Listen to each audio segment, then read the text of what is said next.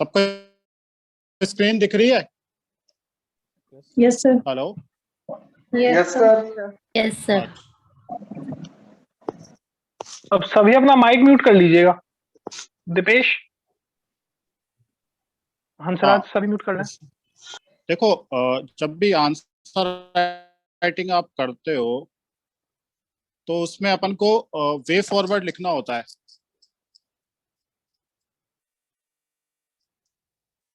या निष्कर्ष लिखना होता है। तो कई लोग पूछते हैं कि इसमें क्या क्या डाला जा सकता है। तो देखो, हर निष्कर्ष के एक तो क्या होता है कि स्पेसिफिक निष्कर्ष होता है ना, या फिर आप सॉल्यूशन बता सकते हो, या फिर, है ना, सॉल्यूशन क्या हो सकता है उस क्राइसिस से। जैसे क्वेश्चन पूछा गया है कि कृषि में क्या समस्याएं चल रही है, तो आप सॉल्यूशन ओरिएंटेड एक निष्कर्ष लिख सकते हो। तो उसके थोड़े बहुत मैं कीवर्ड बता देता हूँ, आपके डायमेंशंस क्या हो सकती है। जैसे आप पी पे बताता हूँ, पॉलिसीज का नाम लिख सकते हो। ठीक है, कोई भी पॉलिसीज चल रही हो या प्रोग्राम चल रहा हो कोई भी, है ना, या फिर कोई भी आपकी स्कीम चल रही हो,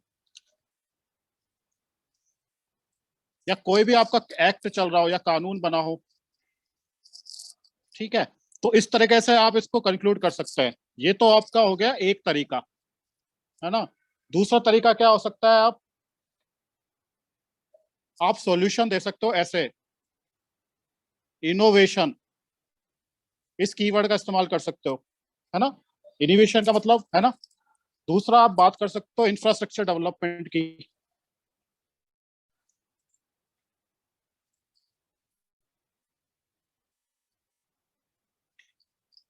इसके हिंदी भी मैं बता दूंगा अभी। कैपेसिटी ऑगमेंटेशन, ठीक है। इंसेंटिवाइज करो सेक्टर को।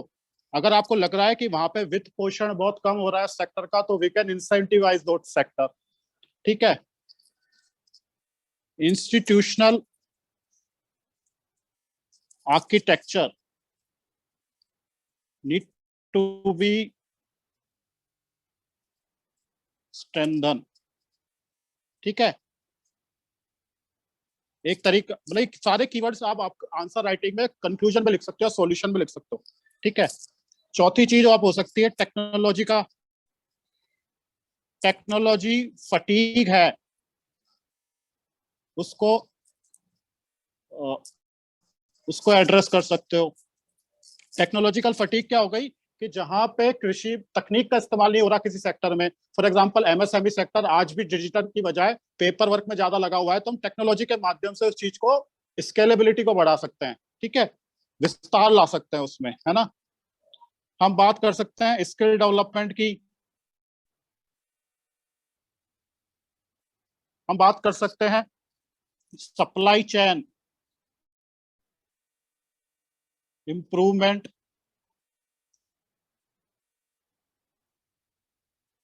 हम बात कर सकते हैं सस्टेनेबिलिटी लाने की।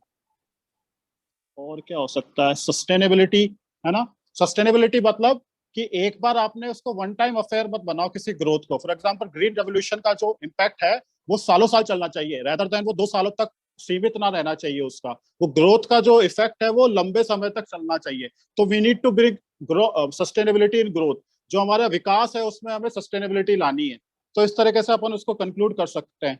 ठीक है, एक होता है बैकवर्ड एंड फॉरवर्ड लिंकेजेस। समझते हो आप बैकवर्ड लिंकेजेस और फॉरवर्ड लिंकेजेस क्या होता है? फॉर एग्जांपल फार्मर है,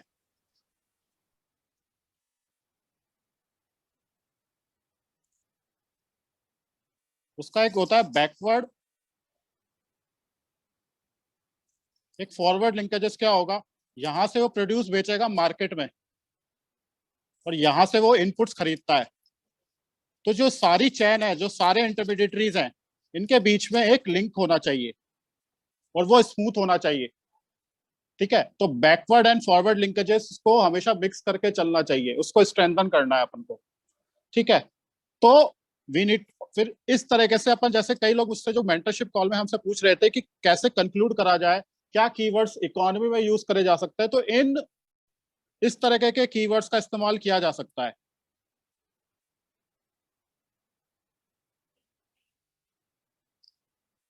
आप लोगों को समझ में आ रहा है? इसमें किसी को डाउट आ रहा है तो आप पूछ सकते हैं।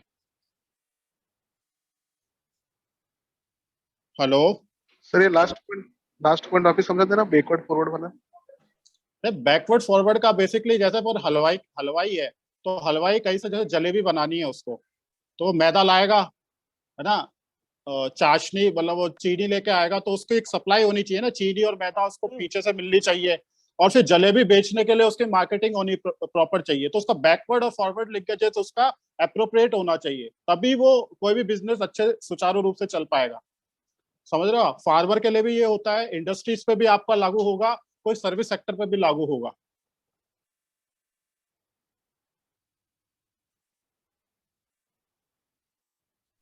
हेलो, जैसे एग्रीकल्चर के केस में आप लोग बताएं बैकवर्ड लिंकेजेस कौन कौन से सेक्टर को कहेंगे?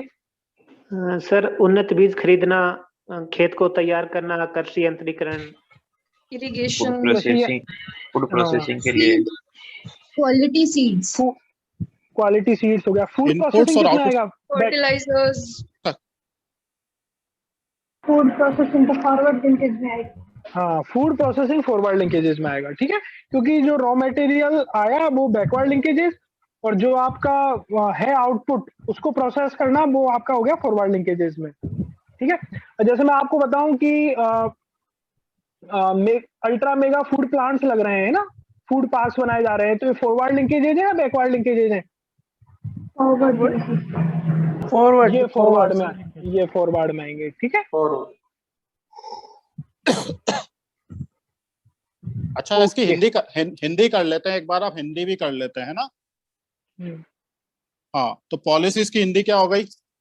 हिंदी में बताओ सर। हाँ, हिंदी में आप लोग बताओगे यार, मेरी कमजोर है थोड़ी, है ना।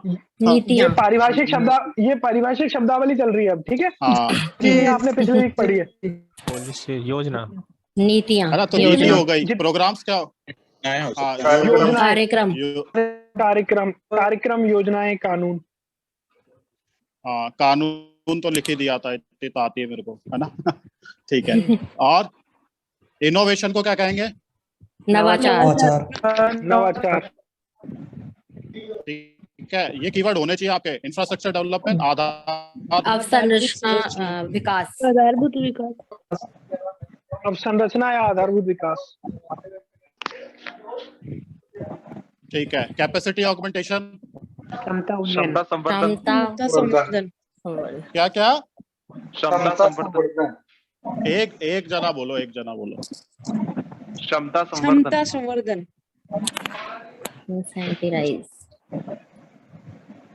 इंसेंटिवाइज क्या होगा? वित्त पोषण, प्रोत्साहन। हाँ, ये क्या होगा? इंस्टीट्यूशनल आर्किटेक्चर, संस्थागत ढांचा टाइप, संस्थागत ढांचा, संस्थागत संरचना को मजबूती। हाँ, मजबूती करना, संस्थागत ढांचा द्वारा मजबूती। अब टेक्नोलॉजिकल फटीग क्या होगा? तकनीकी खामियां, फटीग बोल रखा ना। तकनीकी पुरातन, इस टाइप से कुछ हो सकता है। तकनीकी पुरातन, फैटिग आ रहा है ना। फैटिग बताओ भाई। फैटिग तो मतलब होता है कि जो मतलब उदासीन, तकनीकी उदासीनता लिख दूं? तकनीकी उदासीनता को करना। बिल्कुल। तकनीकी या पुरानी तकनीक। स्किल डेवलपमेंट तो कौशल विकास। ये घर की बात हो गई। या आप लोग सप्लाई चेन इम्प्रूवमेंट, आपूर्ति श्रृंखला इम्प्रूवमेंट, आपूर्ति श्रृंखला सुदृढ़ीकरण। सुधार। और ये क्या आएगा? सस्टेनेबिलिटी, सतत सततता धारणीयता। संधारणीयता सर, संधारणीयता। संधारणीयता। ये भारी हो गया मेरे लिए, ठीक है। बैकवर्ड एंड फॉरवर्ड, ये तो इतने कीवर्ड्स आप लिख लोगे ना, ये कम से कम नहीं तो मैंने आपको बता दी 1 2 3 4 5 6 7 8 9 10 11 12 15 17 कीवर्ड है जिसको आप आंसर राइटिंग में यूज कर सकते हो, ठीक है। ये कम तो नहीं है, 17 कीवर्ड दे दिया आज, है ना। अब 17 कीवर्ड्स को आपको यूज कैसे करना है? अभी 17 कीवर्ड्स को आपको यहाँ पे कहीं भी किसी भी उत्तर में अगर आपको आंसर कुछ भी नहीं पता ना, फॉर एग्जाम्पल कहीं भी आपका ऐसा क्वेश्चन आ गया जो आपको बिल्कुल नहीं आता, उसमें 17 कीवर्ड्स का इस्तेमाल करके आ जाओ अपने विवेक के हिसाब से, ठीक है। आपने पढ़ा ना हो ना तो जनरल आंसर में आपको थोड़े बहुत मार्क्स तो मिल जाएंगे। तो 0 से बेहतर है कि अपन 2-2.5 नंबर लेके आए या फिर 3 नंबर लेके आ जाए 10 नंबर के क्वेश्चन में। तो कई लोगों को ये दिक्कत आती है कि अगर आंसर हमें आता ही नहीं हो तो हम कैसे अटेम्प्ट मार के आए। आंसर हमेशा क्वेश्चन की जो डिमांड होगी वो 3 चीजों पे आधारित होगी। एक तो होगा कॉजेस, जो मैं पहले ही बता चुका हूं, कॉन्सिक्वेंसेस और सॉल्यूशन। 80-90% इसी के पर आधारित होगी। तो इसमें इन कीवर्ड्स का सारा लेके आंसर राइटिंग करी जा सकती है। अगर हमने 5-6 कीवर्ड भी आंसर राइटिंग में लिख लिए तो हमने कम से कम नहीं तो 100 शब्द उसमें लिख देंगे। एक कीवर्ड पे अगर हम 10-20 शब्दों के एक पूरा सेंटेंस बना दे तो हम 100 शब्द आराम से लिख के आ सकते हैं। समझ में आया आप लोगों को? तो ये कीवर्ड्स की इंपॉर्टेंस वहां भी होगी जहां पे आपको बिल्कुल आंसर राइटिंग नहीं आती, तो आप बिल्कुल जनरल आंसर लिखने के बजाय इन कीवर्ड्स का सहारा लेके आंसर राइटिंग कर सकते हो,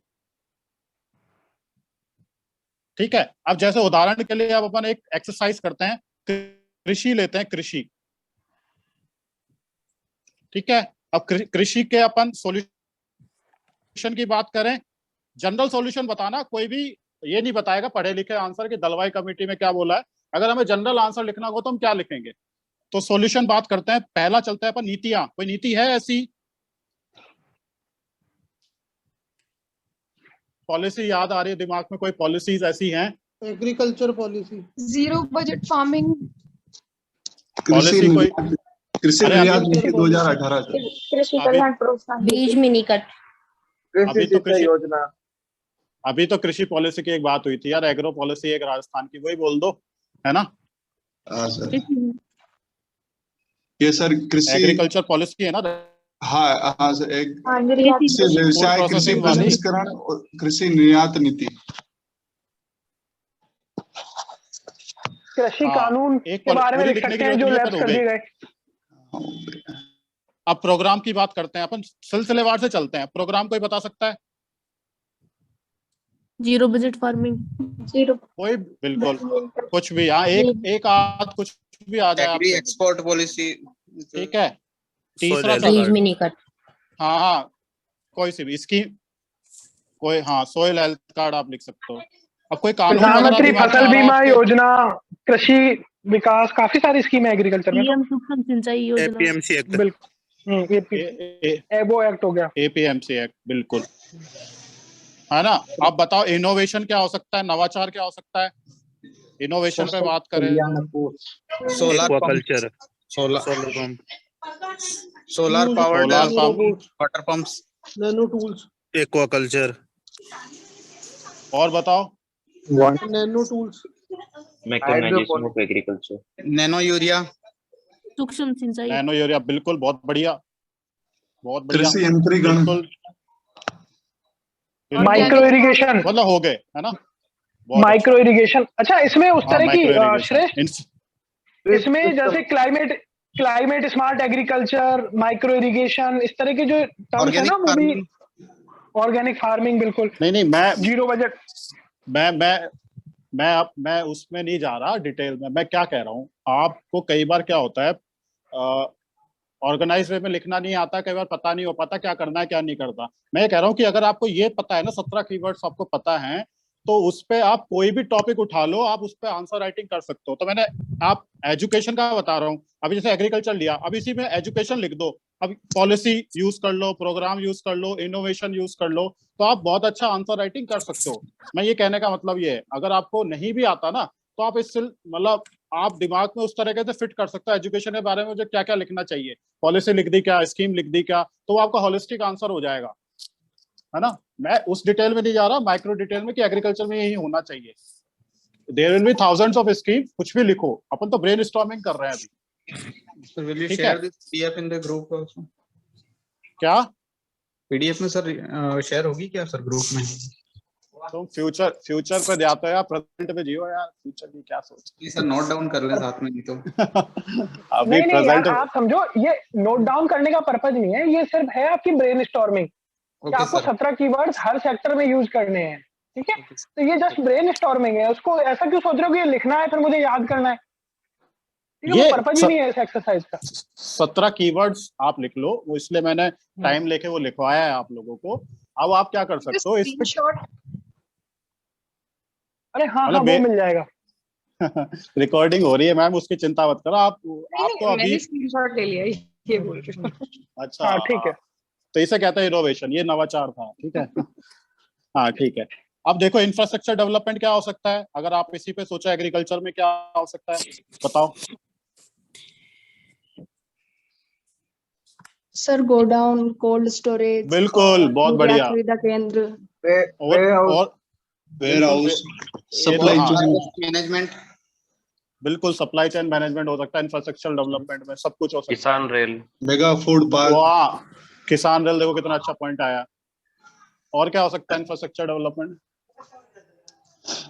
नेशनल एग्रीकल्चर मार्केट, बिल्कुल, ई मंडी, सिंचाई परियोजना, बिल्कुल बिल्कुल, है ना। इंफ्रास्ट्रक्चर में वो सब हो जाए। कैपेसिटी ऑगमेंटेशन में क्या हो सकता है, क्षमता संवर्धन में क्या हो सकता है, कैपेसिटी ऑगमेंट, क्षमता संवर्धन में capacity augmentation, micro irrigation training, जो फार्मर्स सर्विस बीज कार्यक्रम, HYVP प्रोग्राम, लार्ज होल्डिंग, नहीं, क्षमता संवर्धन में क्या आ सकता है कोई सर किसान पोर्टल होता है, उससे ट्रेनिंग वगैरह। हाँ,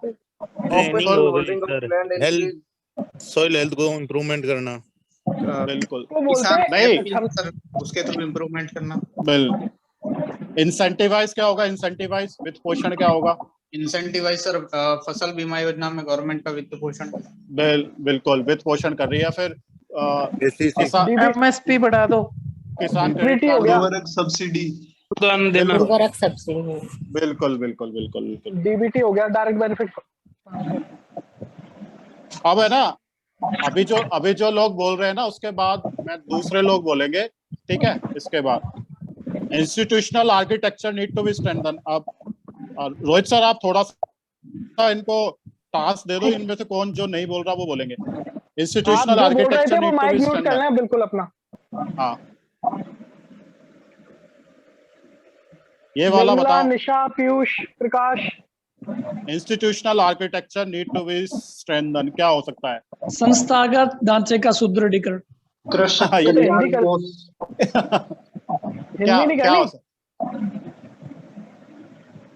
कल्याण कोष का गठन हुआ। सर इसमें कृषक कल्याण कोष का गठन कर सकते हैं, और सर जो ये लोन दे रहे हैं उसको इंस्टीट्यूशनलाइज कर सकते हैं। जो इसमें नहीं, इसमें प्रोड्यूसर ऑर्गेनाइजेशन और वो सर, आपने एग्रीकल्चर कॉलेजेस का नाम सुना है, एग्रीकल्चर इंजीनियरिंग कॉलेजेस का नाम सुना है, R&D का नाम सुना है एग्रीकल्चर में। कौन सी सबसे बड़ी कोई संस्था का नाम बता सकता है?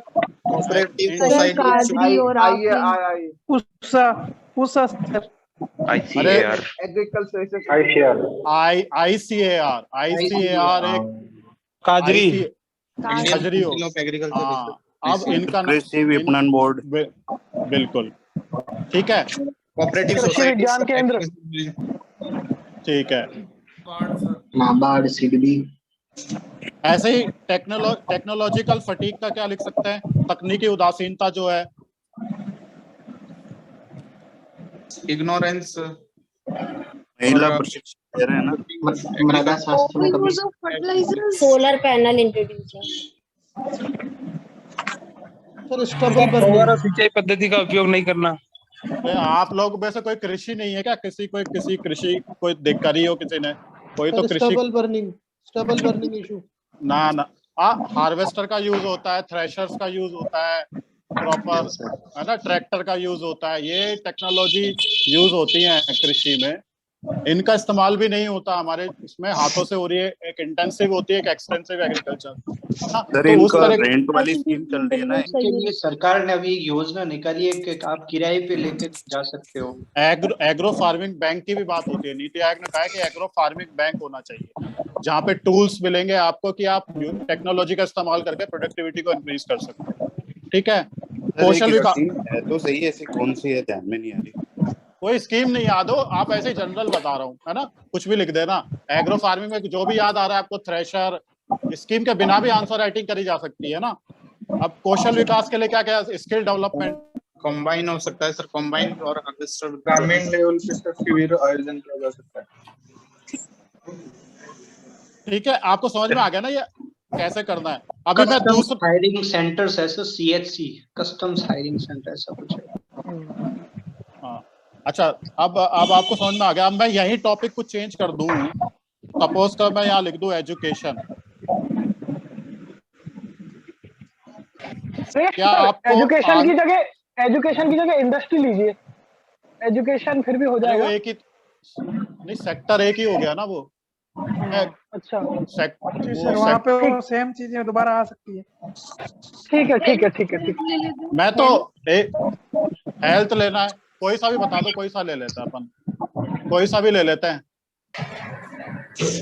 और सर्विस सेक्टर, हेल्थ ले लें, टूरिज्म, कुछ भी ले लो, आप बताओ। हेल्थ ले लो, एजुकेशन ले लो सर। एजुकेशन लेते हैं, चलो, है ना। अब एजुकेशन पे बात करते हैं। पॉलिसी आ जाएगी एजुकेशन में कोई सी भी। न्यू एजुकेशन पॉलिसी, ठीक है, न्यू एजुकेशन पॉलिसी, ठीक है। ऐसे ही अपन प्रोग्राम्स आ जाएंगे, स्कीम्स आ जाएंगे, एक्ट आ जाएंगे, इसमें कोई दिक्कत नहीं आएगी आपको, सबको आता है ना। समाचार के अब इनोवेशन की बात आती है, तो इनोवेशन बताओ क्या हो सकता है एजुकेशन में। स्माइल स्मार्ट स्टडी को बढ़ावा दिया जाए। Smile programme sir, smile programme के द्वारा सर। स्मार्ट स्टडी को बढ़ावा देने वाली बात किसने कही है? अच्छा, इनोवेशन में क्या किया जा सकता है sir? Vocational training in academic institute. एक मिनट, मैं पूछता हूँ जो आप सब लोग माइक म्यूट करें एक बार, किसी के पीछे बहुत ज्यादा बैकग्राउंड डिस्टरबेंस है। मैं एक बार पूछता हूँ,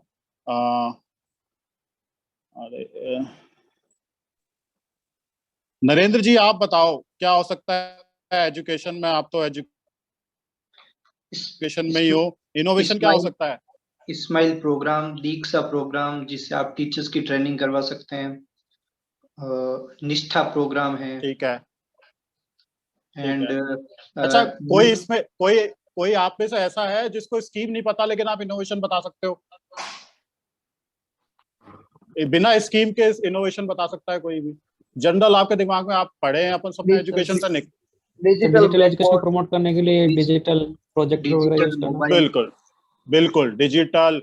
एक होता है मदर टंग में प्रमोट करना, लैंग्वेज के वालों जो अपनी किताबें वगैरह आती हैं उनको जो ऐप के माध्यम से, ग्राम पंचायत में जाके अपन क्या बढ़ सकते हैं, विलेज एक ई पाठशाला क्रिएट कर सकते हैं। आप कुछ भी एक यूनिक भी तो बोल सकते हैं। कई लोग क्या करते हैं कि बिल्कुल सभी बच्चों को टेबलेट डिस्ट्रीब्यूट किया जाए, digital based learning, digital library, बहुत बढ़िया। ऐसे कुछ आप डिजिटल पुस्तकालय बोलो उसको, हिंदी और इंग्लिश को मिक्स कर दिया करो, इनोवेटिव लगता है ना। डिजिटल पुस्तकालय, मोदी जी भी सब। डिजिटल पाठशाला सर, वो सही है। डिजिटल पाठशाला आप कर सकते हो, कुछ भी कर दो, कोई नहीं रोकेगा वहां पे। तो मैं कह रहा हूँ कि बिना स्कीम के भी आप अच्छा आंसर लिख सकते हो, जरूरी नहीं है आपको स्कीम आना जरूरी है ना। तो इस तरीके से आप क्या है कि किसी को नहीं भी आता आंसर राइटिंग में तो बहुत अच्छा आंसर लिख के आ सकता है। इस अप्रोच का अगर अपन लेके चले, आप इसको एक्सरसाइज करो ना, इस चीज को जो आज हमने करी है थोड़ी देर तक, अगर आप इसको करोगे ना सतत रूप से, तो आपको रियली में ये हेल्पफुल होगी। आपको लगी है helpful? Yes sir, yes sir. ये चीज बहुत हेल्पफुल होगी अगर आप इस एक्सरसाइज को करो कि भाई ये कीवर्ड्स पे अगर अपन खेलें और इन कीवर्ड्स पे अपन सोचे कि सॉल्यूशन क्या हो सकते हैं, और यहीं से आपका वो भी बन जाएगा, प्रॉब्लम्स भी बन जाएंगी। सपोज करो अपन हेल्थ में प्रॉब्लम्स की बात करें, हेल्थ में प्रॉब्लम्स की बात करें तो अपन क्या क्या निकाल सकते हैं। हेल्थ में इनोवेशन नहीं है, यहाँ पे नहीं लगा दो। हेल्थ में इनोवेशन नहीं है, पुअर है ना, यहाँ पे पुअर लगा दो, पुअर इंफ्रास्ट्रक्चर डेवलपमेंट है ना, इनसफिशिएंट। हाँ ठीक है, टेक्नोलॉजिकल फटीग है, ये लिख दो, दिस इज द प्रॉब्लम, ये आपकी प्रॉब्लम ही हो गई ना, है ना। Skill, lack of skill development, lack लगा दिया आपने, एडजेक्टिव लगा दिए, विशेषण लगा दिए इनके पीछे, तो ये आपकी क्या हो गई, क्या हो गई आपकी ये प्रॉब्लम हो गई ना। लैक ऑफ सप्लाई चेन हो गई, लैक ऑफ सस्टेनेबिलिटी हो गई, there is a poor backward and forward linkages, खराब बैकवर्ड और फॉरवर्ड लिंकेजेस है। तो इस तरीके से आप क्या करो कि योजनाओं में एफिशिएंसी नहीं है, लैक ऑफ एफिशिएंसी, इफेक्टिवनेस नहीं है, तो इस तरीके से अपन एडजेक्टिव लगा के इन्हीं सॉल्यूशंस को क्या बना सकते हैं, चैलेंजेस प्रॉब्लम्स बना सकते हैं। हाँ ये बना सकते हैं। तो आपका मतलब ऐसा नहीं है कि अगर 17 कीवर्ड, इसे कहते हैं थोड़ा स्मार्ट तरीके से तैयारी करना। अगर अपने पास ये तैयार है ना तो अपन खेल सकते हैं उसमें। तो ये समझ में आया सबको? हाँ सर। Yes sir. तो अब आगे बढ़े, किसी को डाउट है अभी तक इसमें? किसी को डाउट है इसमें? No sir.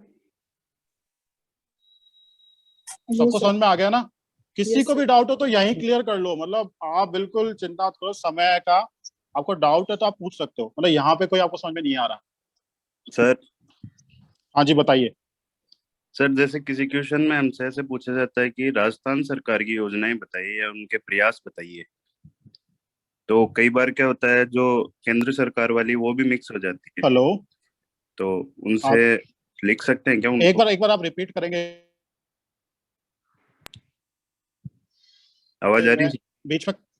एक बार रिपीट करेंगे आप? सर किसी क्वेश्चन में हेलो। हाँ सर। हाँ जी बोलिए।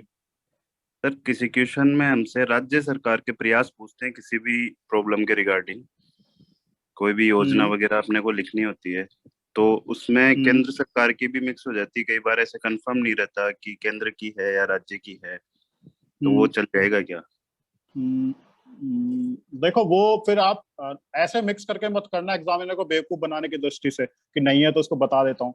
आप नीचे लिख सकते हो कि इसी तरह के, क्योंकि जैसे कोई भी स्कीम होती है ना उसमें 40% राजस्थान सरकार का रोल होता है, 60-40 का रूल पता होगा ना? पूछना चाह रहा था। हाँ ना, 40% का रूल होता है। तो आप ये मेंशन कर सकते हो कि 40% जो है राजस्थान उसको वित्त पोषित करती है उस स्कीम को, तो उसको भी अच्छी तरह से संचालित कर सकती है अगर वो सेंटर और स्टेट को कोऑर्डिनेट करा जाए, है ना।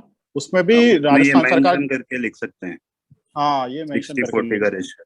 हाँ 60-40 का है, कोर स्कीम्स हैं, कोर हैं, तो उसमें काम है ना, इसको कर सकते। बाकी यदि पूछा राजस्थान सरकार की इनिशिएटिव है ना, तो कोशिश वही करनी चाहिए कि लिखना वही है अपने को। अब नहीं आते उस केस में अलग बात है, वो तो फिर ये है कि कुछ गलत लिख के आ रहे हो उसको जस्टिफाई कर रहे हैं हम। बाकी पूछा है वो वही लिखना चाहिए। ठीक है sir. Hello, excuse hello, this is Ankita, may I ask? हाँ पूछिए। एक्चुअली मेरा एक बहुत छोटा सा डाउट है कि बोलिए अंकिता जी, बोलिए। सर्वे, हाँ मैं इकोनॉमिक सर्वे पढ़ती हूँ तो उसमें तो हर लाइन में डेटा है, तो पॉसिबल ही नहीं है इतना सब कुछ आपको दिमाग में स्टोर करना। सब कंफ्यूजन क्रिएट हो जाता है कि इतना एक्सपेंडिचर हो उसी के लिए तो हम है या नहीं, वी डोंट नीड टू। हमने पहले भी एक डेटा पे एक राइट अप हमने ग्रुप पे शेयर किया था आपसे कि what is the relevant data. For example if data is showing the crisis in particular sector, that is important. If that particular data is showing the potential of that particular sector, तो important हो गया वो data. ठीक है, तो वो data की utility आपको जज करनी पड़ेगी, whether it is showing a potentiality और whether it is showing the crisis. उस हिसाब से अपन को डेटा लेना है। फॉर एग्जांपल एक्सपेंडिचर का कोई डेटा आ गया तो ये तो बहुत ही रैंडम फिगर है, चेंज होते रहेंगे over the period of time में, and they are not showing any concern और समथिंग।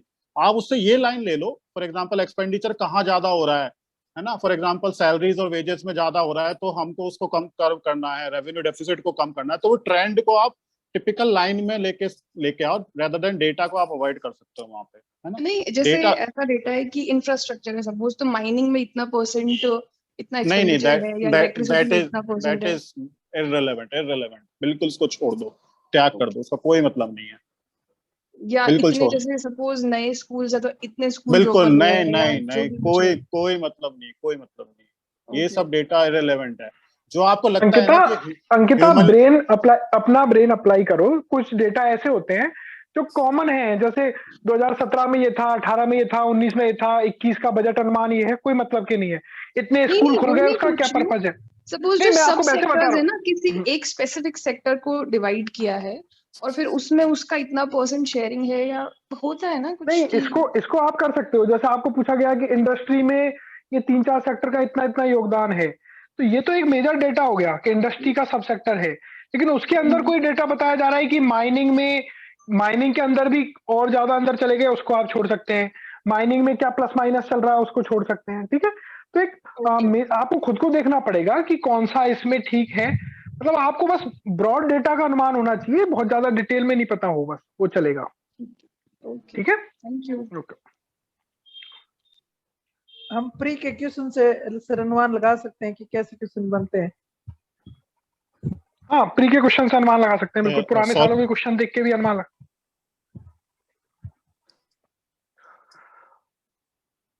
श्रेष्ठ, और तो किसी ये के हमने डाउट आप, थोड़ा इकोनॉमी को कवर करते हैं, बाइंड अप करते हैं, और आई थिंक नेक्स्ट वीक की तरफ मूव करते हैं।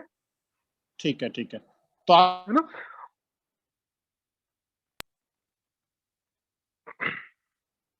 आपको समझ में आई ये एक्सरसाइज का इंपॉर्टेंस प्रैक्टिस में लाएंगे। ठीक है, कई लोग मुझसे मेंटरशिप कॉल में पूछते हैं, तो मैंने कहा थोड़ा सा इसको करते हैं। और ये है ना, केवल इकोनॉमी पे सीमित ना रखें इसको, वहाँ पॉलिटी में भी आप इस्तेमाल कर सकते हैं अपन। ठीक है, अब अपन साइंस की तरफ बढ़ते हैं। आपको स्क्रीन दिख रही है? हेलो हेलो, सर आपको दोबारा शेयर करनी पड़ेगी स्क्रीन। ओके नहीं दिख रही सर। एक minute share.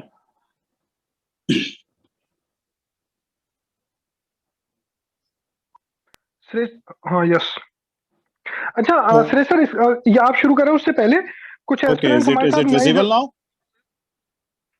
Yes sir, now visible. Okay, हाँ सर, रोहित सर बोलिए, क्या बोल रहे थे आप? कुछ स्टूडेंट्स हमारे साथ नए जुड़े हैं, तो आप लोग थोड़ा सा अभी साइंस के साथ शुरू करेंगे। तो देखिए साइंस में किस तरह से प्रोग्राम है, किस तरह से आगे चीजें होती है, क्योंकि अब तक का डिस्कशन आपके लिए उतना हो सकता है पता ही नहीं लग रहा हो आपको चल कर आए। तो ठीक है, आप आगे से देखिए इसको, साइंस को किस तरह से आपको लेके चलना है। रोहित सर, आप 1 मिनट देखेंगे, मैं थोड़ा बस ज्वाइन करता हूँ आपको, है ना। हाँ, श्योर। ठीक है, तो आप लोग इसको साइंस से लीजिएगा। अब देखो, साइंस में हमने आप लोगों के साथ वीक 1 का शेड्यूल शेयर कर दिया है, वीक 2 और 3 का शेड्यूल भी शेयर कर देंगे। साइंस की पोर्शन की इंपॉर्टेंस प्री और मेंस दोनों में काफी है ना। तो आप थोड़ा सा इसको सीरियसली लें, क्योंकि देखो साइंस में 2 तरह के स्टूडेंट्स हैं। जिनका साइंस बैकग्राउंड रहा है, वो स्टूडेंट्स ओवर कॉन्फिडेंस में मारे जाते हैं, उनके उसमें नंबर नहीं आते। उनको लगता है हमारा तो बैकग्राउंड है, तो वो साइंस पढ़ते नहीं है, पढ़ते हैं तो बहुत कर्सरी तरीके से पढ़ते हैं, तो उनके मार्क्स नहीं आते। और दूसरे जो साइंस से डरते हैं, उनके वैसे मार्क्स नहीं आते इसमें, है ना। तो इसमें दोनों तरह के स्टूडेंट है। आप में से जो साइंस बैकग्राउंड के स्टूडेंट हो, वो भी अपना एक्सपीरियंस बता सकते हैं कि इसमें मार्क्स स्कोर कर पाना उनके लिए भी इतना इजी नहीं है। मैं सही बोल रहा हूँ ना इसमें? यस सर, है ना। जी सर। क्योंकि इजीली मार्क्स इसमें मिलते नहीं है। तो थोड़ा सा हम लोग स्मार्ट तरीके से साइंस को अडेप्ट करने की कोशिश करेंगे, किस तरह से आपको आंसर राइटिंग करनी है।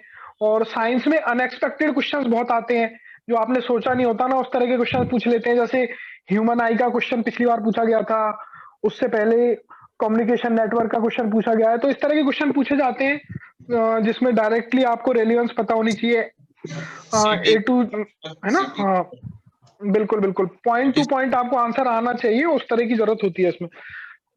तो हम लोग क्या करेंगे, साइंस में जो प्लान है ना अपना, बड़ा इंपॉर्टेंट प्लान। अच्छा, इसमें बहुत से स्टूडेंट्स कहते हैं कि सर टेक्नोलॉजी वाला कुछ पार्ट ही वो पढ़ पाए, बेसिक साइंस छोड़ दें, तो ये भी एक गलत तरीका है, क्योंकि मेंस में आप देखेंगे तो बेसिक साइंस से बहुत क्वेश्चन आते हैं।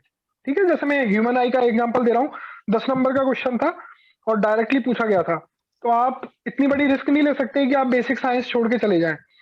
तो हम बेसिक साइंस में बायोलॉजी के बहुत सारे क्वेश्चन आते हैं, तो हम पहला वीक ये फिजिक्स केमिस्ट्री करते हैं, सेकंड वीक में बायोलॉजी करेंगे और थर्ड वीक में हम टेक्नोलॉजी देख लेंगे। टेक्नोलॉजी में ज्यादातर करंट अफेयर्स के क्वेश्चन पूछे जाते हैं, क्या प्रेजेंट में चल रहा है, और टेक्नोलॉजी से रिलेटेड क्वेश्चंस आपके प्री में भी पूछे जाते हैं। ठीक है, तो वहां से वो कवर करेंगे। तो ये थोड़ा बहुत आप इसको यहाँ से लेके चलो। और बुक सोर्सेज हमने आपको बताए हैं। बुक सोर्सेज में आप 9th-10th की बुक्स जो एनसीईआरटी और आरबीएससी की है उसी को फॉलो करें, प्लस आपके जो भी कोचिंग के किसी भी एक कोचिंग के नोट्स जो आप फॉलो करते आए, रेफर करते आए, उसको रखें, प्लस 9th-10th की एनसीईआरटी और आरबीएससी की बुक्स, है ना, these are more than sufficient. तो इनसे आपका काम हो जाएगा, और एटलीस्ट स्टार्टिंग में आपका काम हो जाएगा। और करंट अफेयर्स जो साइंस के लिए है उसके लिए हम अलग से देखेंगे कि क्या कर सकते हैं, बट बेसिक साइंस आप यहाँ से कर सकते हैं।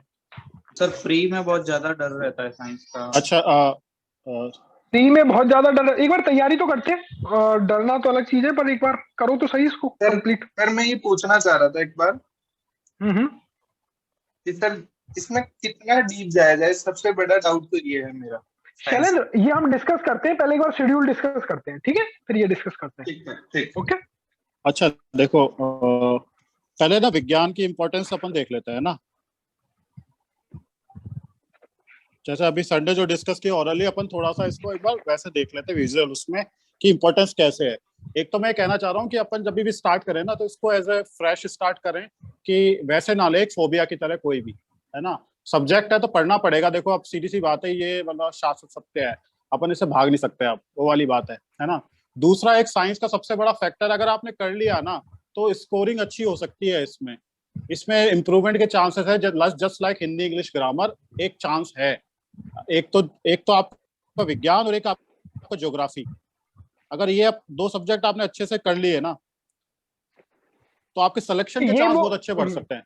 ये वो जो सब्जेक्ट है जहाँ पे आपकी तैयारी होती है ना, एक सेकंड से सर, ये दो सब्जेक्ट ऐसे हैं, यदि आपने अच्छे से तैयारी की तो एग्जामिनर के पास में मौका नहीं होता मार्क्स काटने का। आप यदि हिस्ट्री, पॉलिटी, इसमें तो क्या होता है, एथिक्स, इसमें एग्जामिनर का डिस्क्रिप्शन है, वो आपको कितने मार्क्स देगा। ये दोनों सब्जेक्ट बिल्कुल ऑब्जेक्टिव सब्जेक्ट हैं, जो पूछा आपने लिख दिया तो मार्क्स मिल जाएंगे। इवन आपने देखा होगा 10 में से 8, 10 में से 9 नंबर भी मिल जाते हैं। तो ये उस तरह के सब्जेक्ट्स हैं, तो इनको अच्छे से प्रिपेयर करके चलें।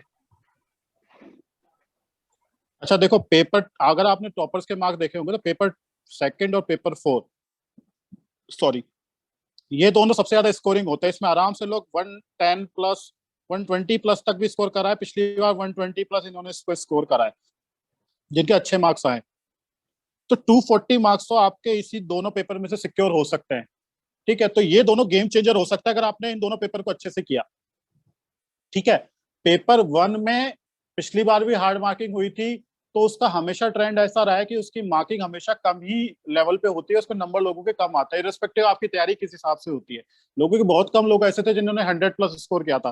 पर ये दो पेपर हमेशा से ऐसे रहे, आप चाहे 2013 से ट्रेंड देख लो कि इन दोनों पेपर में अच्छे स्कोर करते आए हैं कैंडिडेट्स। और पेपर 2 में तो ये बिल्कुल ही हमेशा से ही रहा है कि लोगों के स्कोर अच्छे रहे हैं। तो ये सब्जेक्ट ऐसा है जिसमें स्कोरिंग अच्छी की जा सकती है, वेदर आप आर्ट्स बैकग्राउंड से या नॉन आर्ट्स बैकग्राउंड से। अगर आपने सोच लिया इस पेपर को अच्छा करना है और आपको सिलेक्शन लेना है विद गुड रैंक, पेपर 2 पे मास्टरी आपको करनी पड़ेगी। Mastery in the sense at least आपको डिसेंट स्कोर तो चाहिए, नियर अबाउट 100 स्कोर तो चाहिए आपको अच्छा रैंक निकालने के लिए। ठीक है, तो ये बात तो क्लियर है अपन को कि इस सब्जेक्ट को अच्छे से लेके चलना है, इंपॉर्टेंट। सिमिलरली विज्ञान, साइंस प्री में भी बहुत इंपॉर्टेंट है। काफी क्वेश्चन पूछे जाते हैं साइंस में प्री में, कम से कम नहीं तो 20-25 क्वेश्चन आराम से पूछे जाते हैं। तो जिसकी साइंस अच्छी होती है और साइंस से पकड़ अच्छी होती है, तो वो प्री में भी उसको मदद मिलती है, पुश मिलता है कि वो अच्छे से क्लियर कर सके। तो विज्ञान की इंपॉर्टेंस बहुत ज्यादा है। और रही तीसरी बात, जो भी लोग नॉन आर्ट्स बैकग्राउंड से, मैं उनसे ये कहूंगा कि आप लोग यहाँ पे जो मेंटर्स हैं, दे आर सब लोग साइंस बैकग्राउंड से हैं, तो आप कोशिश करना कि आप उनका भी इस्तेमाल अच्छे से कर सके करना। अगर आपको डाउट्स भी आता है तो आप पूछना, अपना हिचकना मत। आप ये ना करना कि ये 20 डेज के बाद आप साइंस को कहें तो आप ये कहें कि यार मेरे को आती नहीं है, मैंने आर्ट्स करके आप छोड़ दें। उस मोड में मत जाना बिल्कुल भी। ठीक है, तो इम्पोर्टेंस बहुत ज्यादा है, तो ये बात तो आप बिल्कुल गांठ बांध लें। ठीक है, अब अपन चलते हैं शेड्यूल की तरफ। शेड्यूल में क्या है बेसिकली,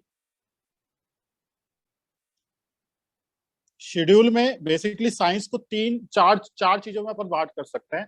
केमिस्ट्री, ठीक है, रसायन, फिजिक्स, भौतिकी, तीसरा बायोलॉजी, ठीक है, चौथा आप जीव विज्ञान हो गया, चौथा आपके होगी टेक्नोलॉजी वाला पार्ट। तो ये 4 पार्ट में साइंस का है, और बहुत छोटे छोटे करके माइक्रो टॉपिक करके बहुत सारे टॉपिक्स हैं अपन को। तो इसमें थोड़ा अपन को डेली रूटीन में ज्यादा पढ़ना पड़ेगा, क्योंकि अगर अपन को 3 वीक में कंप्लीट करना है तो उसको काफी मतलब दिन में ज्यादा टॉपिक्स कवर करके चलने पड़ेंगे। ठीक है, सोर्सेज अपने स्ट्रिक्टली क्या रहेंगे, सोर्सेज स्ट्रिक्टली अपने रहेंगे 9th-10th की एनसीईआरटी की बुक्स पढ़ लीजिएगा, या फिर 9th-10th की अपनी राजस्थान बोर्ड की भी किताबें हैं, है ना, इंग्लिश मीडियम में भी अवेलेबल है, हिंदी मीडियम में तो आती ही हैं, तो वहां को भी उसको भी रेफर कर सकते हैं। उससे ज्यादा बाहर जाने की कोशिश ना करें बेसिक साइंस में। तो टेक्नोलॉजी वाले पार्ट में अपन को थोड़ा सा इंटरनेट का सहारा या फिर मैगजीन्स का सहारा लेना पड़ेगा, करंट अफेयर्स का। लेकिन साइंस जो बेसिक साइंस है, आप ज्यादा कोशिश मत करना बिल्कुल भी इन किताब के बाहर जाने की कोशिश करना, क्योंकि साइंस में कुछ नया नहीं मिल सकता आपको, ना उसमें कुछ ऐसा डेटा होता है, ना करंट का कोई चक्कर होता है, ना फिर राजस्थान ओरिएंटेड का कोई चक्कर होगा, कुछ नहीं होगा आपको। एज इट इज, जैसा साइंस न्यूटन ने लिखी है वही चीज अपन को पढ़नी होगी, लॉज वही पढ़ने होंगे, तो उसको एक ही सोर्स से रेफर करना। ठीक है, तो अपना सोर्स क्या रहेगा, एनसीईआरटी की किताबें, और अपनी रहेंगी स्टेट बोर्ड्स की किताबें, जो अपन इंडेक्स बाय इंडेक्स अपन को चलना है। तो अपन क्या शुरुआत करेंगे, 29 अगस्त से अपन इस कल से जो अपन चालू करेंगे इस वीक में, states of matter, structure, metals, non metals और नॉन मेटलॉइड्स, ये सब अपन को पढ़ने होंगे। तो वो आपको स्केड्यूल जो आपके साथ साझा करा गया है, आपको उस हिसाब से आपको डेली बेसिस पे पढ़ना है। ठीक है, तो इसी तरीके से हम कोशिश करेंगे 4 तारीख तक अपन फिजिक्स और केमिस्ट्री को कंप्लीट कर लें। ठीक है, यहाँ तक आप सबको क्लियर हो गया? ठीक है, हाँ जी, यस सर। और आप सब 9th-10th की साइंस सब लोगों ने पढ़ी हुई है, आर्ट्स वालों ने भी पढ़ी हुई है, तो वो तो ऐसा किसी ने नहीं है, किसी ने नहीं पढ़ी हुई कभी भी साइंस, कोई ऐसा विद्यार्थी नहीं होगा जिसने अपने जीवन में साइंस नहीं पढ़ी हो। ठीक है, थोड़ा सा टिपिकल हो सकता है आप लोगों के लिए, मैं मानता हूँ, लेकिन उसको दूर करने के लिए अपन एक चीज कर सकते हैं। आपका मतलब मैं एक चरण बताता हूँ कैसे करना है अपन को। पहले तो अपन को क्या करना है, बुक्स पढ़नी है बेसिक, है ना। स्टेप 1, बेसिक बुक्स पढ़े।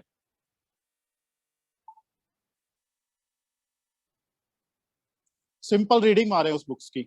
दूसरा चरण होता है, आप देखेंगे कि YouTube का सहारा लेना आप, है ना।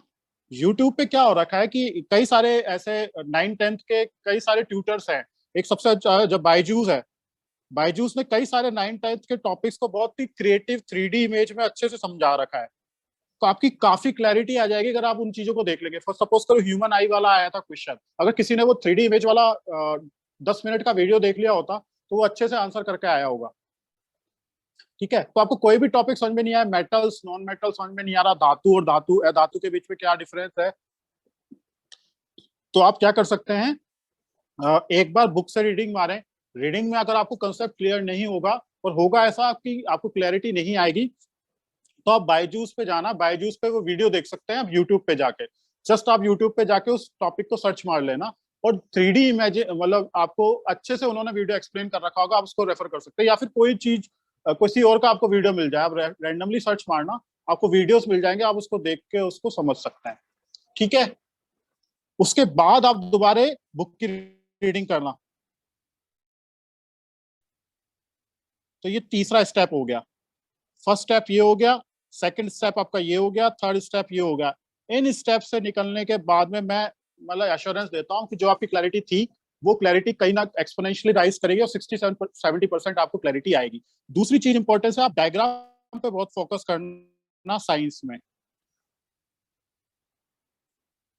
डायग्राम्स बनाना, कैसे बनाने हैं डायग्राम्स वगैरह थोड़ा रट के चले जाना। जैसे कई बार वो पे 10 नंबर के ऐसे क्वेश्चंस आते हैं जिसमें अपन कुछ भी नहीं डाल पाएंगे, है ना, कि तो वो अगर आपको डायग्राम्स अच्छे आएंगे तो आप नंबर उसमें बहुत ज्यादा फैच कर सकते हो। फॉर एग्जांपल 2-3 जैसे ह्यूमन आई वाले क्वेश्चन में किसी ने ह्यूमन आई बना के आया होगा ना, उसको मैं गारंटी से कह सकता हूँ उसको +1 +2 नंबर ज्यादा मिले ही होंगे। ठीक है, किसी ने ऐसे ही 2018 में if I am not wrong 18 में आया था सिग्नल वाला क्वेश्चन, टावर वाला क्वेश्चन, अगर किसी ने वो वाला क्वेश्चन बनाया होता अर्थ वाला, पीएच हाँ वाला सर, भी है। 2000 रहते हैं। अर्थ वाला बनाई वो बना अर्थ वाला अगर किसी ने क्वेश्चन बनाया होगा तो उसके नंबर आए होंगे। तो इस तरीके से क्या है डायग्राम्स का, किसी ने माइक्रोवेव वाले में माइक्रोवेव भी बना के आ गया होगा ना, तो वो भी इंपॉर्टेंट होती है। तो डायग्राम का रोल बहुत ज्यादा इंपॉर्टेंट हो जाता है इस क्वेश्चन, क्योंकि साइंस में अपन को, अब आप रिविजिट करो अपना 9th-10th का एरा, तो अपना वो कहते थे ना कि डायग्राम्स बनाओ, चित्रांकन करो, उसको अपने प्रॉपर उसको रेखांकित करो, तो ये बहुत इंपॉर्टेंट होता था साइंस को। तो साइंस को उस हिसाब से लो 9th-10th के हिसाब से। आप सब लोग 9th-10th के बच्चे बन जाओ जब आप अपन साइंस पढ़ें फॉर द नेक्स्ट 20 डेज, तो उस हिसाब से अगर अपन पढ़ेंगे तो अपन को मजा भी आएगा।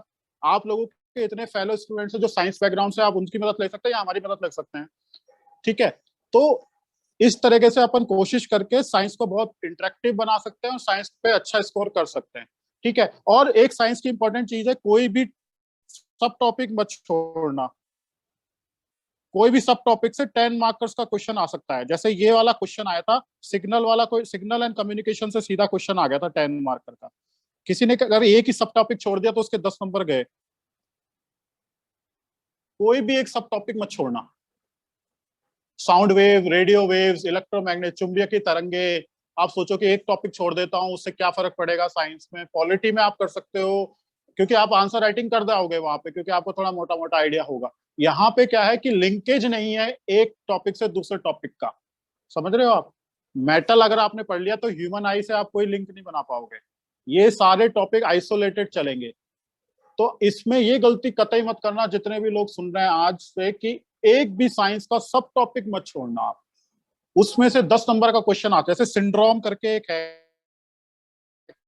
क्वेश्चन, आपको याद हो 2016 में आया था आई थिंक, ये डाउन सिंड्रोम पूछा था आई थिंक, एक क्वेश्चन आया था 10 नंबर का, सीधा पूछ लिया।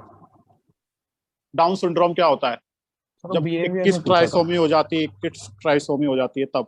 तो डाउन सिंड्रोम नहीं बिहेवियर ने 2016 में आया था, एक क्वेश्चन आया था, आई डोंट रिमेंबर, सिंड्रोम पूछा था कि हाउ डिड इट हैपन।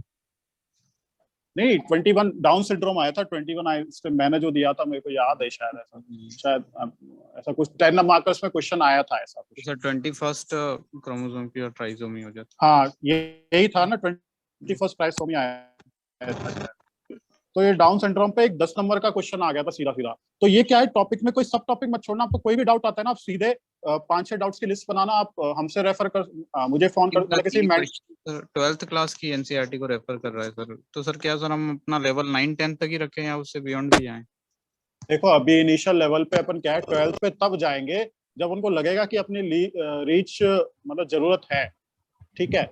अभी तो क्या है 9-10 से ही अपना काम अगर हो रहा है ना, तो आप उसको YouTube पे सर्च मारोगे तो इतनी इन्फॉर्मेशन आपको मिल जाएगी। 12th वाली जो माइक्रोवेव वाला जो क्वेश्चन था वो निर्माण आईएएस क्या कैसी रहेगी बुक आया था, क्या माइक्रोवेव वाला, मैं वही तो कह रहा हूँ। वो टॉपिक आपका जब आएगा ना, माइक्रोवेव वाला, टेक्नोलॉजी वाला कुछ एक टॉपिक, उसके लिए फिर रेफर करेंगे। अभी तो 9-10 के लिए स्ट्रिक्टली आप अभी अपने आप को 9-10 तक सीमित कर दो, ठीक है। कुछ निर्माण आईएएस कैसा रहेगा? तो निर्माण आईएएस का यार मेरे को आइडिया नहीं है, मैं उस पर तो कोई कमेंट नहीं कर पाऊंगा कि हाउ इट इज। तो उसमें तो मैं किसी से पूछ के बता सकता हूँ, आई डोंट हैव, मैंने पढ़ी नहीं है। आरएस की अलग से निकाली सर?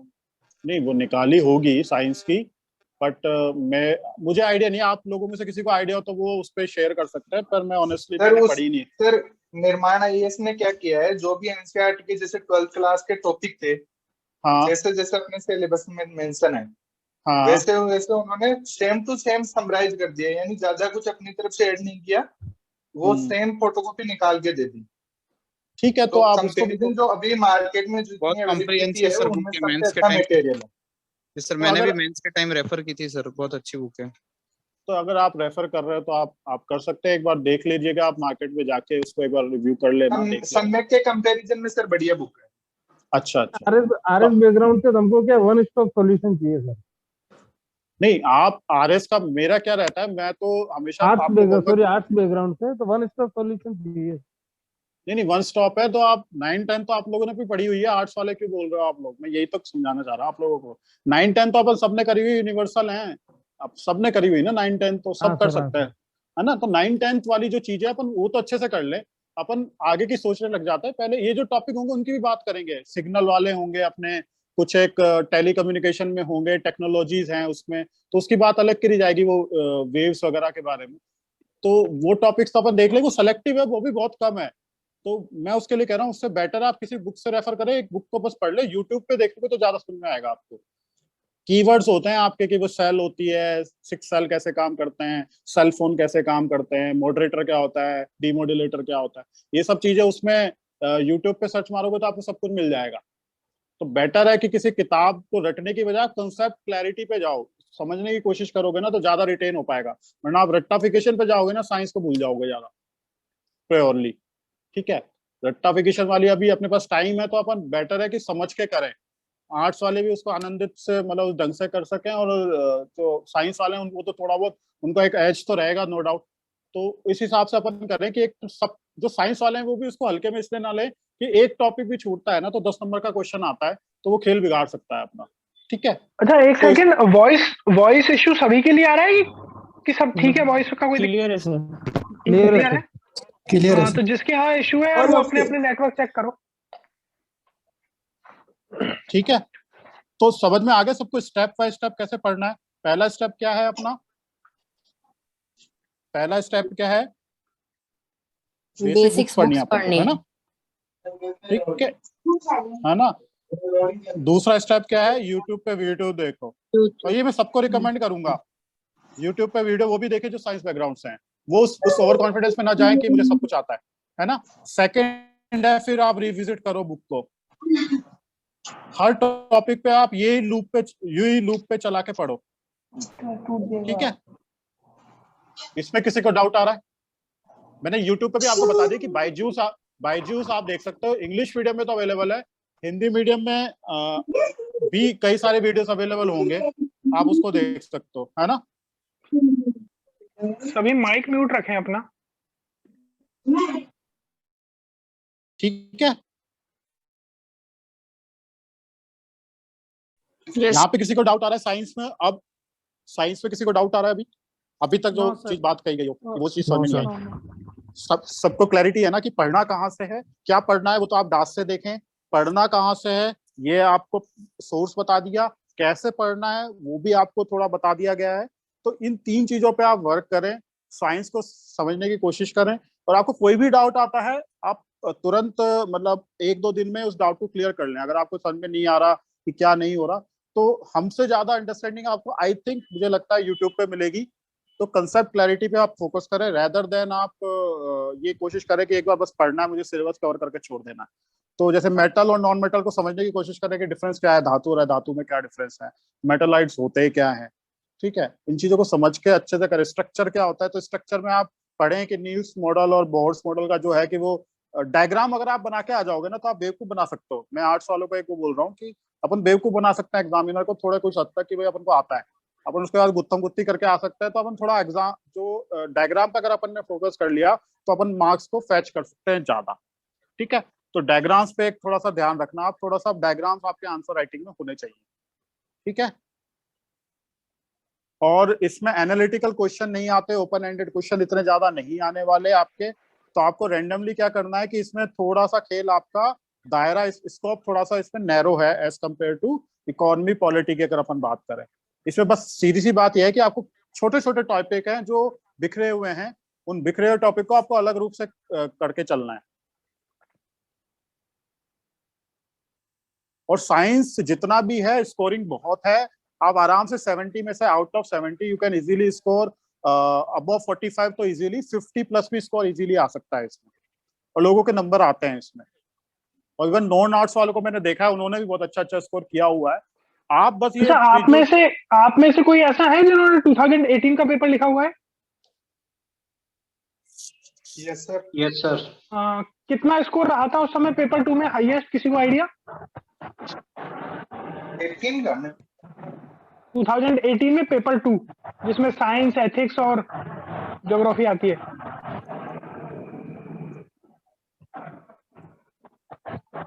बलबीर सर शायद 118 हैं शिवाक्षी खांडल जी के। किसके? शिवाक्षी मैम के शायद। ठीक है, श्रेय सर आपका कंप्लीट हो जाए तो बताना, अपने साथ गार्गी लाइन पे है। अच्छा अच्छा अच्छा, तो मेरा हो गया है, मतलब मेरा कंप्लीट है, मेरे को कुछ जो शेयर बताना अच्छा था। मुझे आप थोड़ा सा वो करें, होस्ट बनाएं एक बार। हाँ एक मिनट। आई थिंक मैंने ले लिया है, रिक्लेम कर लिया है। ले लिया है ना? हाँ मैं अपनी स्क्रीन शेयर कर रहा हूँ। अच्छा अपने साथ में एक मेंटर है, सभी लोग, आवाज आ रही है मेरी? Yes sir. अपने साथ में एक मेंटर है, गार्गी शर्मा, उदयपुर से हैं और 2018 बैच से हैं वो। उन्होंने जस्ट अपनी अभी ट्रेनिंग कंप्लीट की है और one of the finest aspect उनके साथ ये है कि वो 2018 में पेपर 2 की टॉपर हैं। मेरी स्क्रीन में एक बार शेयर करता हूँ। उनके पेपर 2 में, जिसमें साइंस, एथिक्स और ज्योग्राफी आते हैं, उसमें उनके 123 मार्क्स है ना। तो वो आप लोगों को साइंस के लिए गाइड करेंगी, धीरे धीरे आप लोगों के साथ जूम सेशन भी रखेंगी, किस तरह से आप साइंस में कर सकते हैं। तो मैं उनकी कॉपी आपके साथ एक बार शेयर करता हूँ और मैं आपको बताना चाह रहा हूँ कि जो श्रेष्ठ सर बोल रहे हैं ना कि किस तरह से डायग्राम्स का और ये सारा जो इम्पोर्टेंस है वो बड़ा किस तरह से महत्वपूर्ण है। स्क्रीन आपको दिख रही है मेरी? यस सर दिख रही है। Yes sir. हाँ सर। ओके तो ये उनकी कॉपी है, ये देखो मार्क्स आप 122 प्लस एंड हाफ है ना। तो 122 मार्क्स हैं। अब आप सोचिए यदि किसी एक पेपर में आपके इतने मार्क्स आ जाते हैं तो मतलब आपका काफी गेम हो जाता है, कंप्लीट हो जाता है। दिख रहे हैं आपको मार्क्स? Yes sir. है ना। तो अब मैं आपको एक तो देखो दो चीजें आप देखना, एक तो प्रेजेंटेशन टाइप किस तरह का, एथिक्स हम बाद में देखेंगे, सबसे पहले साइंस से शुरुआत करते हैं। तो आप पहले तो प्रेजेंटेशन स्टाइल देखना और क्वेश्चन किस तरह से अटेम्प्ट किए हैं। देखो बहुत से स्टूडेंट्स क्या करते हैं अभी भी एथिक्स में भी, इकोनॉमिक्स में भी, जब आप आंसर लिखते हो ना तो आप अपनी पूरी नॉलेज को डालने की कोशिश करते हो, है ना। क्वेश्चन को इतना भर देते हो लाइंस को और सबको कि वो बहुत ज्यादा क्लमजी दिखने लग जाता है ना। तो उसको थोड़ा अवॉइड करें। तो ये देखो इनका प्रेजेंटेशन स्टाइल, और इवन 2 मार्कर्स में भी डायग्राम बनाने की कोशिश की है। दिख रहे हैं आपको? आप देख पा रहे हैं? यस सर है ना। इनके साइंस में अराउंड 45 प्लस मार्क्स हैं कुछ। तो ये इनका है कॉपी में। तो जिस तरह से इनका है ना, अब जैसे ये क्वेश्चन थे, पीएच स्केल का क्वेश्चन था, ठीक है। स्काई वे 12 क्वेश्चन था। तो देखो ये डायग्राम जो सुरेश सर अभी बात कर रहे थे, ठीक है। तो ये 10 मार्कर का क्वेश्चन था, इसमें इनके 3 पार्ट थे, 6 मार्क्स आए हुए हैं। दिख रहा है डायग्राम आपको? Yes sir. है ना। तो इस तरह से इन्होंने पूरा डायग्राम का यूज किया है और सारी चीजें डाल के इन्होंने अच्छे से इसको लिया है और उसके अकॉर्डिंग मार्क्स भी मिले। अब देखो आप इनकी प्रेजेंटेशन स्टाइल देखो किस तरह की है, कोई हवड़ दवड़ नहीं है, कूल तरीके से लिखे गए आंसर्स हैं, जितना पूछा गया डायरेक्टली उस पर लिखा हुआ है, ठीक है। और देखो साइंस सब्जेक्ट भी ऐसी है, देखो साइंस में आपसे पूछा गया कि पीएच स्केल क्या है, तो इसमें इंट्रोडक्शन की जरूरत है क्या? कुछ नहीं। जो पूछा गया पहले ही ये क्वेश्चन को 2-2, 3-3 पार्ट में डिवाइड करके देते हैं, मतलब 10 मार्कर को 3 पार्ट में डिवाइड कर दिया। तो दैट मींस पहले ही इन्होंने बहुत ज्यादा ऑब्जेक्टिविटी ला दी है उस क्वेश्चन में, ठीक है। Give a brief account on acquired immunity and it's type. तो आपको डायरेक्ट जो पूछा गया है उस पर वो लिखना है, इसमें कोई दिक्कत वाली बात ही नहीं है, ठीक है। तो इस तरह की कॉपी है और मैडम गार्गी आपको भी काफी कुछ इसमें हेल्प करेगी साइंस में। कुछ टॉपिक्स भी हमने रिक्वेस्ट किए कि वो आपको पढ़ाएं इस चीज से रिलेटेड जूम सेशन पे, तो वो भी करेंगे। अभी क्या है वो कहीं बाहर है तो जुड़े थे लेकिन अभी हट गए हैं, ठीक है। तो कॉपी दिखाने का पर्पज है। सिमिलरली आप लोगों ने जैसे एथिक्स कवर किया तो आप एथिक्स में एक बार देखें। देखो जो प्रेजेंटेशन टाइप है ना वो आप देखिए किस तरह से प्रेजेंटेशन है आंसर्स का। दिख रहा है आपको? देख पा रहे हैं आप? Yes sir. है ना। तो देखो कहीं कोई मतलब एग्जामिनर की आईज को कितना सूदिंग लगेगा ये पढ़ते समय, लिखते समय, मार्क्स देते समय, ठीक है। कोई इसमें कुछ ऐसा नहीं। देखो 5 में से 3 मार्क्स भी इन्होंने, 5 में से 3 मार्क्स मिले हुए हैं, जो मतलब बहुत अच्छे मार्क्स होते हैं। अच्छा देखो इन्होंने कीवर्ड्स को भी अच्छे से उसमें अंडरलाइन कर रखा है। कीवर्ड्स को देखो, कीवर्ड्स को अंडरलाइन भी किया है। हाँ देखो सबसे अच्छी चीज आप मार्जिन देखो, दोनों तरफ सिमिलर से मार्जिन है, हर वर्ड्स के बीच में स्पेस सेम जा रहा है। मतलब ऐसा कहीं ऐसा नहीं लग रहा है कि बहुत ज्यादा कोई दिक्कत क्रिएट। जैसे इन्होंने यहाँ पे पैराग्राफ चेंज किया है तो पैराग्राफ चेंज करते समय भी दिख रहा है कि पैराग्राफ चेंज हुआ है ना। यहाँ क्लियरली शो हो रहा है मेरे को कि पैराग्राफ चेंज हुआ है। तो ये इस तरह के जो इश्यूज हाँ होते हैं ना, ये बेनिफिट करते हैं आपको। अब ये देखो, ये पूछा गया था कि हाउ भगवत गीता रिजॉल्व, हमने अपने इसमें भी पूछा था दैनिक अभ्यास में, है ना, इस तरह से। तो ये लिखे हैं इन्होंने, स्थित प्रज्ञ पर्सन है, स्वधर्म है, निष्काम कर्म है, तो एटलीस्ट बाकी कुछ नहीं। अब मैं देखो इस आंसर को सपोज मेरे को चेक करना हो तो मैं क्या चेक करूंगा इसमें, लेट मी ओपन, एक सेकेंड। देखो मैंने क्वेश्चन पढ़ा, अब मुझे आंसर चेक करना हो तो एग्जामिनर को एक दिन में 15-20 कॉपी चेक करनी है थोड़ी सी देर में, तो उसको ज्यादा इतना है नहीं कि, तो वो क्या करेगा मेनली आके, ठीक है अच्छा निष्काम कर्म के ऊपर इन्होंने बात की है, निष्काम कर्म है, ओके, पॉलिटिकल रिपर्सन, स्वधर्म, 7 कार्डिनल वैल्यू, मतलब ये जो दिखाना चाहते हैं उन्होंने उसको सब कुछ कर दिया। स्थित प्रज्ञ पर्सन है, कंसाइंस है, डिलेमा, दैट मींस एथिकल, देखो एथिकल कीवर्ड सारे आ गए, एथिक्स, नॉन पार्टीशनशिप, इंटीग्रिटी, एम्पैथी, समझ लो। तो दैट ऐसा नहीं कि बहुत जनरल आंसर है, ये आंसर अच्छा है, इसलिए देखो आउट ऑफ 10 भी इनको 6.5 मार्क्स मिले हुए हैं इसमें, ठीक है। और आपको पता होगा मतलब 10 में से 6.5-7 नंबर बहुत अच्छे मार्क्स होते हैं, इतने मिलते नहीं 6.5 तो। हाँ इसमें मिलते नहीं है। अब ये पूछा गया था कि लीडर और reformers never grow old, bring out significance in modern context, तो गांधी, स्वामी विवेकानंद, बी.आर. अम्बेडकर, ज्योतिबा फुले, राम के, तो हर जगह से इन्होंने एग्जाम्पल लिए और देखो 6 मार्क्स मिले हुए हैं इसमें। इतने मार्क्स आपको एथिक्स में यदि मिल रहे हैं ना, हर देखो 10 में से आपके 6, 6, 12, 6, 18, 18.5 नंबर तो यही हो गए इनके आउट ऑफ 30। तो इस तरह से आपको अपनी प्रेजेंटेशन स्टाइल बनानी पड़ेगी, डेवलप करनी पड़ेगी, चीजों को इंप्रूव करना पड़ेगा। दिख रहा है आपको किस तरह से गांधी, विवेकानंद, बी.आर. अम्बेडकर, ज्योतिबा फुले सब एग्जैक्टली क्लियर हो रहा है मेरे को यहाँ पे। नेक्स्ट 4th में भी 6 मार्क्स है। इस तरह से आप बनाओ, ये कॉपी हम आपके साथ शेयर कर देंगे, ठीक है। तो आप इसको और डिटेल में एक बार देख लेना, पढ़ लेना, समझ लेना कहाँ आप क्या इंप्रूव कर सकते हो, ठीक है। और मैडम खुद भी आके गार्गी खुद भी आके आपको एक्सप्लेन कर देगी कि किस तरह से उन्होंने तैयारी की थी और क्या उनके पॉजिटिव रहे थे। ओके, तो आई थिंक ये कॉपी आपको हेल्प करेगी एथिक्स, ज्योग्राफी और साइंस में। तो साइंस तो हमारा चल रहा है, ज्योग्राफी अगला सब्जेक्ट हम लेंगे, एथिक्स हम कर चुके हैं, ठीक है।